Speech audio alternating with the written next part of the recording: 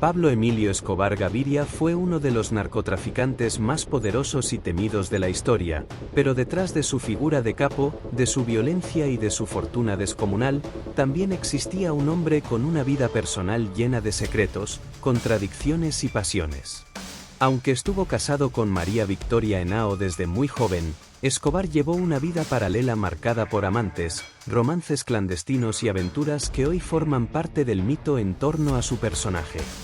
Su matrimonio con María Victoria comenzó cuando ella apenas tenía 15 años y él 26.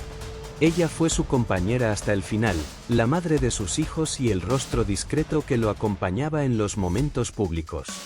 Sin embargo, Escobar nunca fue un esposo fiel. Tenía un apetito insaciable por las mujeres y usaba su poder, su riqueza y su fama para atraerlas. Su esposa lo sabía, pero en medio del miedo, la costumbre y la lealtad, nunca se apartó de él. Entre todas sus relaciones, una de las más famosas fue la que sostuvo con la periodista y presentadora de televisión Virginia Vallejo. Ella era una de las mujeres más reconocidas de Colombia en los años 80, elegante, carismática y con un lugar privilegiado en la alta sociedad. Su relación con Escobar fue intensa y polémica, pues mostraba cómo el capo no solo dominaba territorios y negocios, sino que también lograba conquistar figuras públicas del mundo de los medios. Virginia fue testigo de reuniones, fiestas y secretos que solo unos pocos podían conocer. Años después, tras el derrumbe del cartel, se convertiría en una de las voces más fuertes contra Escobar al publicar su libro Amando a Pablo, odiando a Escobar, donde relató los detalles de esa relación y cómo terminó atrapada en la dualidad de amar a un hombre y odiar al criminal en que se había convertido. Otra de sus amantes más recordadas fue Wendy Chavarriaga Gil, una joven reina de belleza que quedó envuelta en el mundo del capo. Su romance con Escobar tuvo un inicio cargado de pasión, pero terminó de manera trágica. Pablo, obsesionado con el control y marcado por una paranoia constante, llegó a sospechar que Wendy lo había traicionado. Y en el mundo de Escobar, una simple sospecha podía ser una sentencia de muerte. Según los testimonios más difundidos, esa desconfianza terminó con la orden de quitarle la vida, convirtiendo la historia de amor en un relato de tragedia. Este episodio refleja el contraste brutal de la vida del capo. Podía regalar flores, escribir cartas apasionadas, pero al mismo tiempo mandar a matar sin titubear a quien creyera desleal. Más allá de Virginia y Wendy, existieron muchas otras mujeres que pasaron por la vida de Escobar.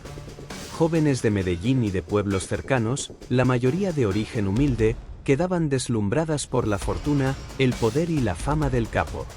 Algunas eran adolescentes que se veían atrapadas en un mundo de lujos temporales, sin comprender del todo que estaban entrando en la órbita de uno de los criminales más peligrosos del planeta. Escobar buscaba en ellas juventud, admiración y frescura, algo que, con el tiempo, ya no encontraba en su matrimonio. A pesar de todas estas relaciones, Pablo Escobar era un hombre celoso y posesivo. Podía tener varias amantes a la vez, pero exigía fidelidad absoluta de ellas. Ese doble estándar refleja su carácter autoritario, un hombre que se consideraba dueño de todo, desde el dinero hasta las vidas y corazones de quienes lo rodeaban. Muchas de estas mujeres lo veían como un benefactor, un hombre generoso y seductor. Pero detrás de esa fachada siempre estaba el criminal capaz de destruir todo a su paso. Su esposa, María Victoria, vivió a la sombra de todas esas aventuras. Aunque se dice que sufrió mucho por la constante infidelidad, se mantuvo firme a su lado, criando a sus hijos y soportando una vida marcada por lujos, miedo y persecución. Para ella, Escobar fue un marido y un padre, mientras para el resto del mundo era el narcotraficante más temido. La vida amorosa de Pablo Escobar muestra el mismo patrón que caracterizó a toda su existencia: exceso, poder y contradicción. Era capaz de conquistar con palabras dulces, de regalar casas, joyas o flores, pero también de ordenar la muerte de quienes lo desafiaban.